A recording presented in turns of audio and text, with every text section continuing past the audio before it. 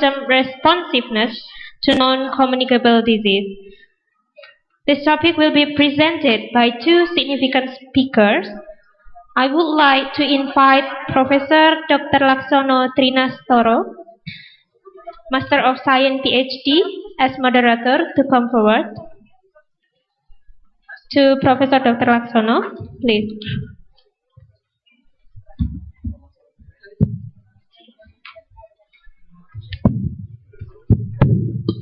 Selamat sore, Assalamualaikum warahmatullahi wabarakatuh. Good afternoon. So I hope you are still focused, not too tired. Kalau terlalu lelah, nanti akan muncul Vicky baru. Oke. Vikinisasi. Okay, I would like to introduce two distinct speakers. The first is Dr. Krishna Hort, Pak Chris, from the Nosal Institute, Melbourne University, Australia. Yes, Pak Chris,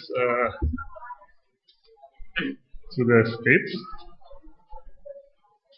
And Pak Chris is an Australian, but the name is Krishna Hort, because his father is very maybe fans of Ramayana or no, Mahabharata or Ramayana. Krishna is Ramayana. Mahabharata. Yeah, Pak Krishna Hort.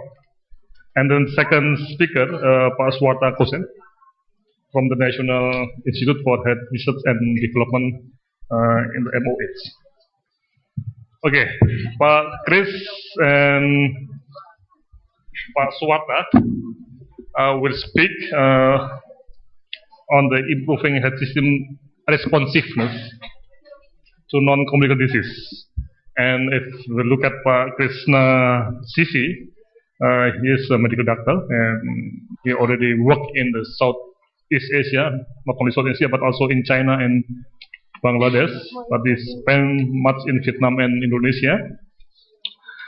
And Pak Chris is our very long time friends, and we worked together when tsunami happened in Aceh about 9 years ago. And his interests include health system reform, and then knowledge and policy, environmental health, MCH, and also how the development assistance is executed by developed countries to developing countries. And then Pak Suwarta Kosen, he is one of the leaders in Litbang. Litbang, Badan Litbang in Jakarta, and he is a medical doctor, master in public health, and also a doctor of medicine from UI.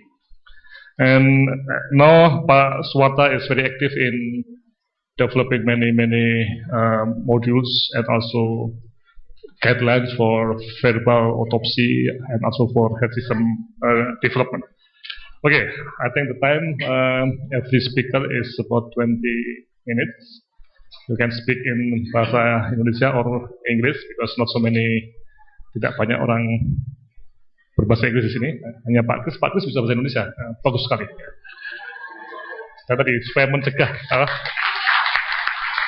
So you can speak in bahasa apa asik ya? Up to you ya. If you want more bahasa, okay, please Pak.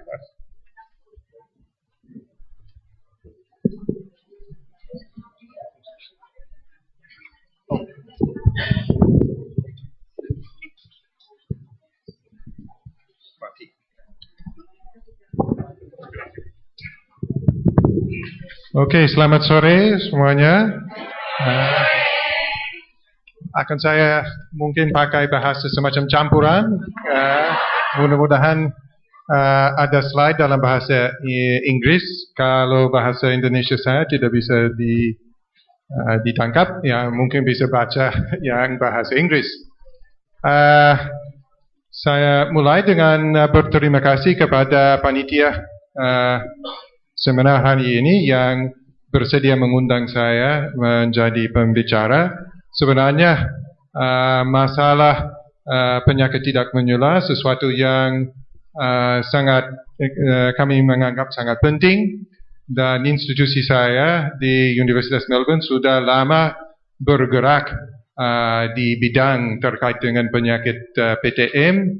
khususnya misalnya terkait dengan pengendalian penggunaan rokok dan sebagainya. Okey, kita mulai.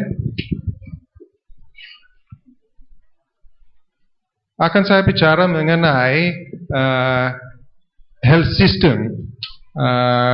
Kita sudah mendengar cukup banyak mengenai beberapa intervensi yang bisa diterapkan untuk menangani masalah penyakit tidak menular. Sebenarnya semua kegiatannya harus diselenggarakan, harus ditangani oleh sistem kesehatan. So, pada sesi ini saya dan Pak Swata akan lebih fokus kepada kemampuan dan perubahan yang dibutuhkan di sistem kesehatan. Akan saya bahas melalui 6 bagian dari sistem kesehatan. Mungkin kita semua tahu ada 4 bagian, yaitu penyelenggaraan pelayanan, keuangan, sumber daya manusia, pembekalan, dan sistem informasi kesehatan, dan yang disebut governance. Ya, governance belum ada kosakata dalam bahasa Indonesia yang tepat. Tata kelola mungkin, tetapi governance lebih dari tata kelola saja. So kita mulai dengan penyelenggaraan pelayanan kesehatan, dan saya sebut di sana bahawa memang untuk menanggapi masalah penyakit tidak menular perlu perubahan dalam modul penyelenggaraan pelayanan kesehatan yang cukup mendasar. Karena memang kita harus merubah dari pelayanan yang bersifat vertikal, pelayanan yang terfokus kepada beberapa penyakit saja, kepada pelayanan yang jauh lebih terpadu. Terpadu dalam rangka harus ada keterpaduan antara tingkat primer, tingkat rujukan, baik tingkat sekunder, tingkat tersier. Selain itu, memang perlu keterpaduan antara promosi, counseling dan pemberian obat. Selain itu, memang perlu keterpaduan antara pelayanan klinis dan pelayanan laboratorium yang membantu dalam menentukan penyakit apa. Selain itu, antara pemberi pelayanan pemerintah dan pemberi pelayanan swasta. Berarti itu keterpaduan yang secara keseluruhan membutuhkan perhatian khusus. So itu mungkin pertama, yang lain bisa dibaca dalam bahasa Inggris. Yang penting pelayanan selama ini memang menangkapi kejadian penyakit yang bukan hanya akut tetapi tidak terkait salah satu dengan yang lain. Sedangkan kita harus merubah kepada pelayanan kesehatan yang menangani seorang pasien penyakit kronis yang akan mengulang kali kembali dengan penyakit yang sama, tetapi perlu perhatian yang berkelanjutan. Okey, yang kedua terkait dengan pembiayaan kesehatan. Tentu saja dengan peningkatan pelayanan tidak menular, penyakit tidak menular akan menimbulkan peningkatan pembiayaan kesihatan yang luar biasa. Jadi memang ada semacam harapan bahawa dengan peningkatan pelayanan pencegahan penyakit akan menurun biaya atau pelayanan pengobatan. Tetapi sebenarnya pelayanan pengobatan akan terus meningkat walaupun kita meningkatkan upaya pencegahan. Kenapa ada peningkatan pelayanan pembiayaan kesihatan? Karena memang penyakitnya akan mulai biasanya pada umur di negara-negara seperti Indonesia pada umur yang lebih rendah daripada umur di negara-negara seperti Australia. Misalnya penyakit jantung di Australia mungkin hanya mulai pada umurnya 60-70 atau di atas. Tetapi di Indonesia sudah ada penyakit jantung pada umur 40 atau lebih rendah lagi. Berarti pasien begini harus dirawat selama puluhan tahun. Dan tentu saja cara pengobatan, cara perawatan jauh lebih mahal daripada penyakit, walaupun penyakit TB memang pengobatannya cukup sederhana, tidak cukup murah. Tetapi penyakit seperti hipertensi, penyakit jantung dan sebagainya memerlukan obat-obat yang cukup mahal, apalagi penyakit kanker dan sebagainya. So, selain itu, cara pembayaran, payment mechanism disebut di sana, itu sesuatu yang sangat penting. Karena penyakit tidak menular, memang ada kesempatan penyedia pelayanan untuk meningkatkan pengobatan atau pelayanan yang diberikan tanpa atau di luar kebutuhan nyata, yang disebut supply-induced demand. So, kalau kita tidak hati-hati, akan ada peningkatan beberapa prosedur pemeriksaan laboratori yang dilakukan secara berulang kali, agak sia-sia, yang akan memboroskan dana. Okey, berikutnya adalah terkait dengan sumber daya manusia, kesihatan. Sebelum kita mulai dengan pelayanan terhadap penyakit tidak menular, kita menghadapi masalah kekurangan dalam sumber daya manusia kesihatan, khususnya pemerataan sumber daya manusia kesihatan.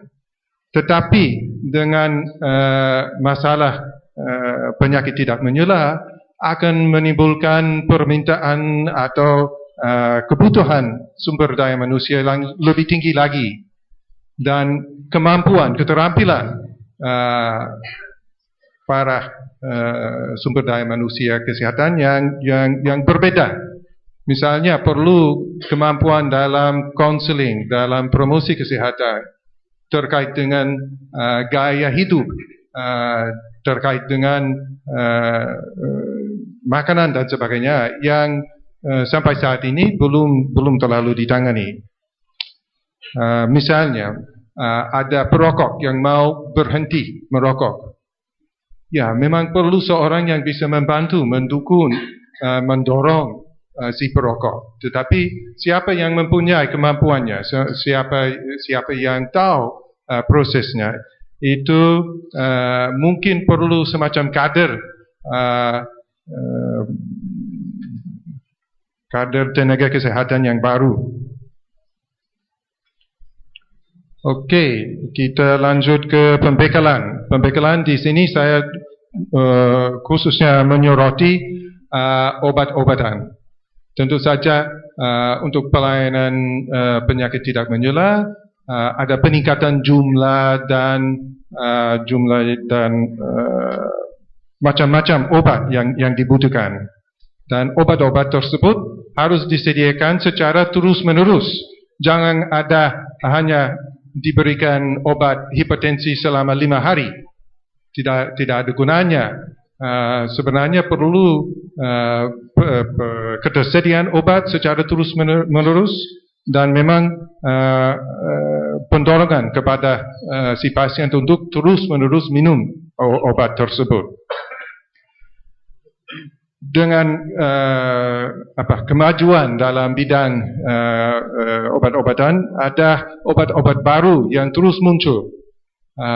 Tetapi memang perlu semacam proses untuk menilai apakah obat-obatan baru itu benar-benar dibutuhkan, benar-benar bermanfaat bagi si pasien. Selain obat-obat baru, juga ada yang disebut teknologi baru. Ada alat-alat baru yang selalu dikeluarkan oleh industri farmasi dan sebagainya. Tetapi siapa yang menentukan pemanfaatan alat-alat baru tersebut? Sebenarnya perlu semacam penilaian teknologi kesihatan. So itu sesuatu yang juga baru. Okey, lanjut ke sistem informasi kesihatan. Kita sudah mendengar mengenai kebutuhan surveillance terhadap penyakit tidak menular dan sebagainya. Tetapi selain itu kita harus berfikir misalnya yang sederhana, sebab kematian. Kalau kematian akibat diare, kematian akibat pneumonia tidak terlalu sulit ditemukan. Tetapi kematian akibat penyakit tidak menular sulit. Itu sebenarnya perlu telitian dari segi para pemberi pelayanan untuk menentukan sebab betul kematian. Selain itu perlu surveillance terhadap yang disebut tadi risk factor di dalam kalangan penduduk. Selain itu perlu laporan terhadap pelayanan yang diberikan yang lebih terperinci daripada yang sekarang ini. Dan kalau misalnya ada pasien yang mendapatkan pelayanan dari beberapa pemberi pelayanan, perlu rekam medis yang bisa dipakai oleh beberapa pemberi pelayanan. So semuanya merupakan tantangan bagi sistem informasi kesihatan. Akhirnya kita ke yang tadi saya sebut sebagai governance dan kepemimpinan sistem kesihatan. Tentu saja kita perlu pemimpin yang berani, yang mampu menghadapi bukan hanya pemerintah, sektor-sektor lainnya, tetapi industri dan perdagangan yang sering menentang upaya menurunkan penyakit tidak menular.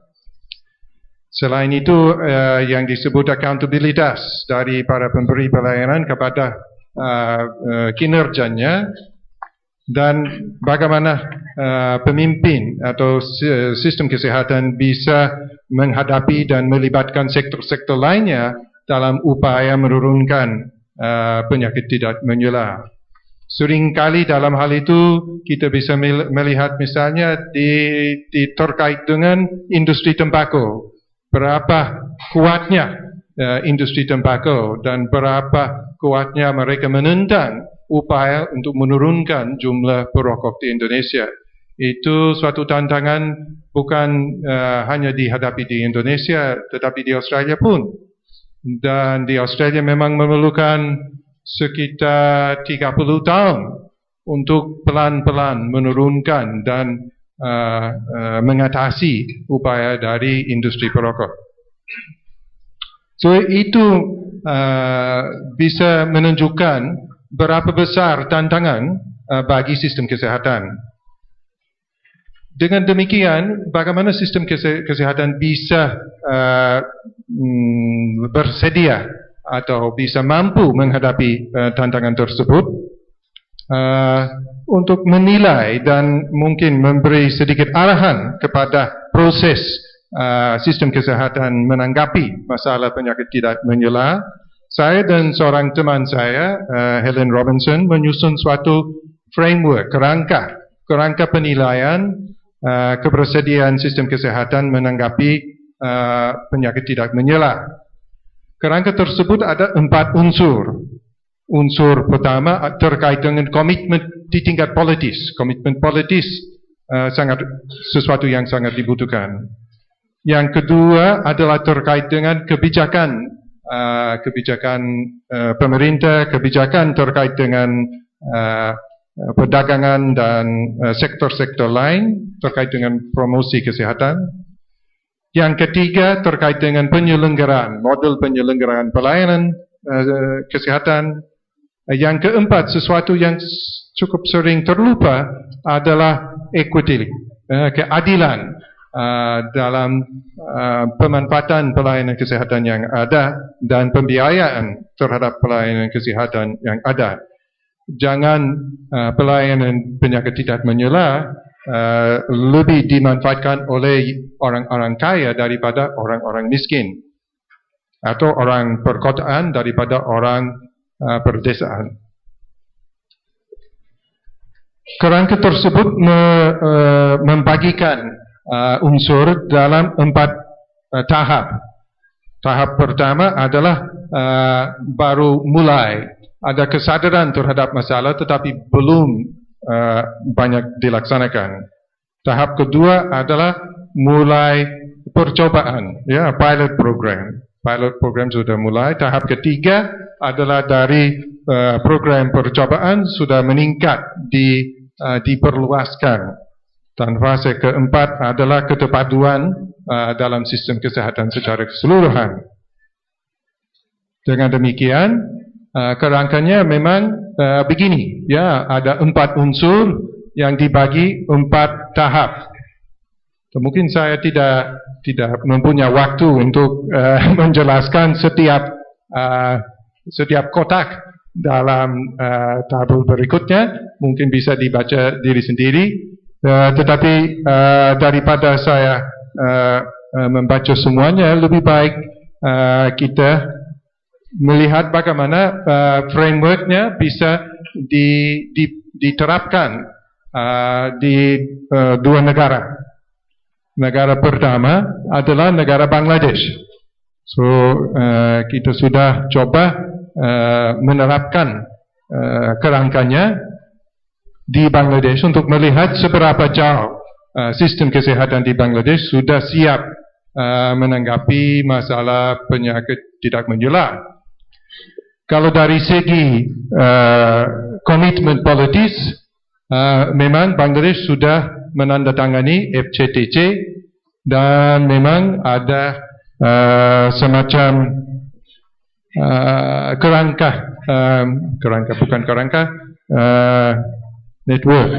network saya lupa, network dari LSM dan koordinasi masih cukup lemah. Anggaran yang disediakan cukup kecil.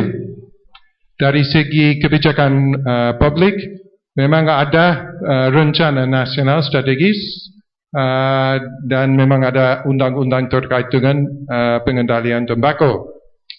Ada beberapa kegiatan yang bersifat pencegahan atau promosi, tetapi sebagian besar dilaksanakan oleh LSM.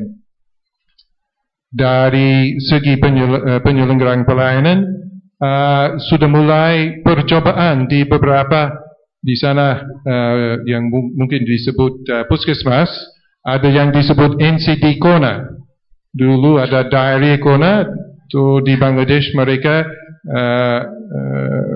merintis dengan NCD Kona. Tetapi ia memang hanya di tingkat percobaan. Kalau dari segi equity belum diberikan terlalu perhatian. So dengan demikian kita bisa mendapatkan gambaran seberapa jauh Bangladesh sudah mulai menanggapi masalah penyakit tidak menular. Kalau kita melihat negara lainnya, Fiji pulau kecil di dalam Samudra Pasifik, tetapi agak aneh, tetapi pulau-pulau Pasifik sebenarnya sudah menghadapi wabah penyakit tidak menular yang jauh lebih tinggi daripada negara-negara Asia, termasuk Indonesia. Dengan demikian kita bisa melihat Fiji lebih maju dalam hal menanggapi masalah tidak menular. Mereka sudah mempunyai komiti di tingkat nasional yang melibatkan kementerian dari beberapa sektor dan memang ada anggaran yang dibagi-bagi antara sektornya untuk menanggapi masalah PTM. Selain sudah ada undang-undang pencegahan tembakau, mulai program peningkatan pajak baik tembakau, alkohol dan beberapa makanan pun terkena pajak, makanan yang dianggap kurang baik bagi kesehatan.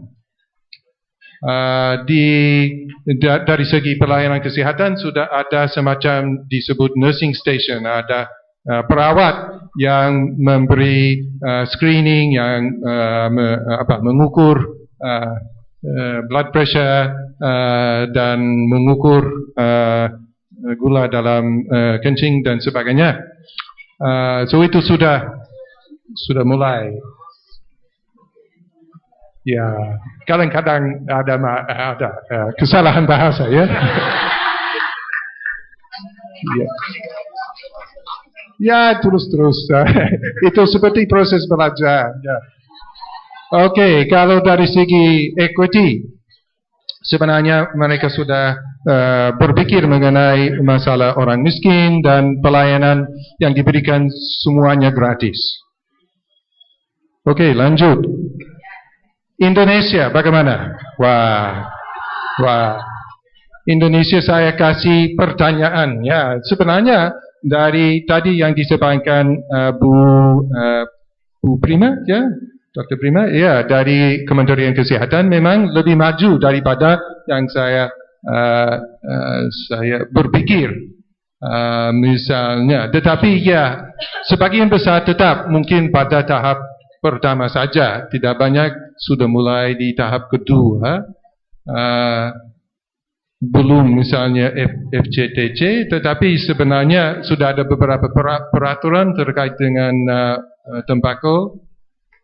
Dari segi penyelenggaraan pelayanan, ini yang posbindu, ya, sesuatu yang baru saya dengar. Tetapi di mana sudah diterapkan, siapa yang bisa memanfaatkan pelayanan tersebut, mungkin masih dalam otaknya teman-teman di kementerian. Dari segi equity, ya, memang ada ini program sistem jaminan kesehatan nasional yang sangat bisa membantu dari segi equity. So mungkin itu jadi pekerja rumah, homework, untuk mengisi tabel berikutnya supaya bisa menggambarkan seberapa jauh Indonesia mulai menanggapi masalah PTM. Mungkin saya bisa menyampaikan beberapa komentar saya terhadap kesempatan di Indonesia menanggapi masalah PTM. Yang pertama, jadi kesempatan emas adalah mulainya program sistem jaminan kesihatan nasional. Dengan sistem jaminan kesihatan nasional itu ada kesempatan untuk lebih memadukan pelayanan yang diberikan dan lebih mengkaitkan misalnya pelayanan puskesmas dengan pelayanan rujukan di rumah sakit dan sebagainya. So saya berpikir sebenarnya keberadaan sistem jaminan kesihatan sesuatu yang bisa membantu penanganan penyakit tidak menular. Selain itu, dengan peningkatan tajam dalam pembiayaan, tentu saja pemerintah lebih sadar kepada masalah penyakit tidak menular. Okey, hampir selesai. Yang kedua adalah beragam daerah di Indonesia yang memberi kesempatan bagi daerah-daerah yang berbeda untuk melaksanakan semacam percobaan yang sesuai dengan kebutuhan masing-masing daerah terhadap masalah PTM dengan kewenangan yang diberikan kepada pemerintah daerah melalui desentralisasi. Itu memang jadi kesempatan memuncul beberapa cara penyelenggaraan seperti Jamkesda yang muncul di macam-macam daerah, bisa juga posbindu atau program PTM yang berbeda di macam-macam daerah. Okey, berikutnya dari segi promosi pencegahan, ya, dengan perhatian yang diberikan kepada sistem jaminan kesihatan, ada risiko bahawa proses pencegahan atau promosi agak terabaikan. So mungkin perlu perhatian khusus supaya program promosi dan pencegahan dan KIA dan sebagainya tetap diberikan perhatian. perlu juga melibatkan industri perdagangan dan sebagainya yang terkait dengan bisnes terkait dengan PTM. Dari segi sumber daya manusia, tentu saja itu sudah waktunya mulai meningkatkan kemampuan dalam hal promosi kesehatan dan promosi kesehatan dengan kemampuan terkait dengan penyakit tidak menular. Dari segi penelitian dan sistem informasi kesehatan, sebenarnya sudah ada cukup banyak investasi peningkatan sistem informasi kesehatan di Indonesia, misalnya e-health dan sebagainya.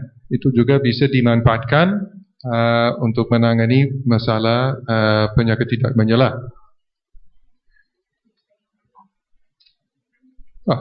Selesai. Ya, terima kasih.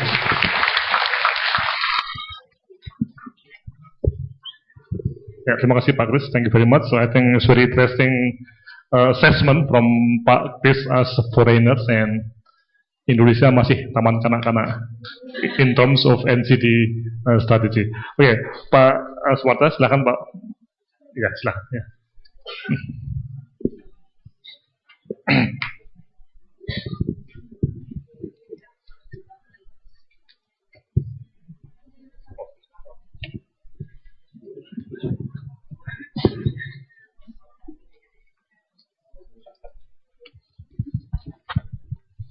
Assalamualaikum warahmatullahi wabarakatuh. Selamat sore. Good afternoon, Doctor. I apologize for presenting in Indonesian, but my slide in English. So, Krishna already talked about the responsiveness for Indonesia also. Some suggested. I come from the Ministry of Health actually, but the Badan Litbang Kesehatan. Basically, sebetulnya kita sudah menunjukkan kemajuan dalam mengurangi kematian karena penyakit menular. Tadi berbagai data sudah ditunjukkan oleh Ibu Hernani dan juga Ibu Prima bahwa kita ada kemajuan. Begitu juga mengenai fertilitas. Sebetulnya sudah ada perbaikan. Sensus yang terakhir sebetulnya, sensus yang terakhir sebetulnya menunjukkan bahwa masih terdapat atau sudah terdapat shifting ya dari penduduk muda ke penduduk tua. Jadi sebetulnya ada transisi demografi. Lalu sebetulnya juga ada transisi epidemiologi karena penduduk tua itu akan menyebabkan terjadinya NCD atau penyakit tidak menular. Nah sekarang yang masalah sebetulnya respons sistem kesehatan kita. Kalau dilihat, mungkin Pak Kris benar bahwa kita ini sebetulnya belum ready, belum siap. Jadi kita ketinggalan sebetulnya. Karena sebetulnya kita harus berespons ini karena akan berakibat pada distribusi dan burden daripada penyakit di masa depan. Kalau kita nggak bikin apa-apa. Contoh tadi disebutkan masalah rokok. Sampai hari ini kan kita tidak tanda tangan FCTC. Lalu kebetulan kita bisa membuat peraturan atau regulasi yang tadi disebutkan itu yang mengacu pada FCTC. Tapi sekarang ini kita sedang diincar untuk dianulir peraturan tadi itu, PP tadi, dengan undang-undang pertembakauan yang sekarang sedang dibahas di DPR pusat. Ini sebetulnya konsep yang lama dari guru saya di John Hopkins, Henry Moseley. Dia mengatakan bahwa sebetulnya yang menyebabkan transisi kesehatan itu ada dua sebetulnya. Yang pertama demografi transisi, artinya perubahan demografi. Ini yang menyebabkan misalnya fertilitas menurun, populasi menua, menyebabkan kronik. Yang jadi masalah di Indonesia sebetulnya kita ini nggak rata. Jadi sebetulnya ada yang persisten daripada communicable disease atau ada kebangkitan kembali. Misalnya ada SARS, kemarin ada flu burung dan sebagainya. Dengan akibat kita ini ada dua sisi sebetulnya. Tadi Krista mengatakan mungkin Indonesia Barat itu lebih banyak NCD-nya, non-communicable disease. Tapi Indonesia Timur masih communicable disease. Malaria, parasit, kusta, flambusia, sebut semuanya masih ada. Filariasis juga masih ada. Nah, kita ini sebetulnya kan negara keempat terbesar dengan populasi yang menua, yang tua. Kalau kita punya definisi